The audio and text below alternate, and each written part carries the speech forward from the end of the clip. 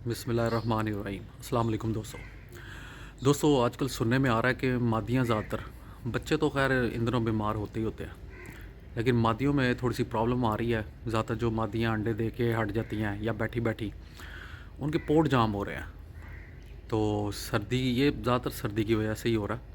सर्दी की वजह से हल्का सा नज़ला ज़ुकाम होता है। मादियों को बहुत ज़्यादा इफेक्ट होता है ये सर्दी का।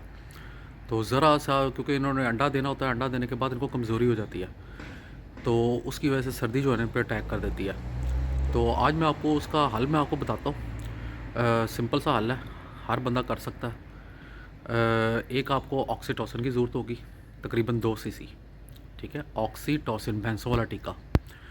और साथ में आपको तकरीबन 2 टुकड़ियाँ लहसुन की चाहिए होंगी। जो जवा होता है ना, उसमें से 2 जो बीज निकलते हैं मोटे वाले, उसको आप पीस लें। पीस के बिल्कुल जो है ना, मसलन उसकी बिल्कुल कुचल लें आप। उसके अंदर आपने आधा कप जो है ना वो पानी डालना है, लेकिन पानी डालना है गर्म, हल्का गर्म, ठीक है।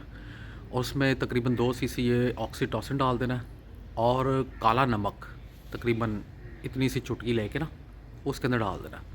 अच्छे तरीके से हिलाना है। 2-2 सीसी या 3-3 सीसी या 2.5-2.5 सीसी अपने हिसाब से वो कबूतरियों को पिला दें आप।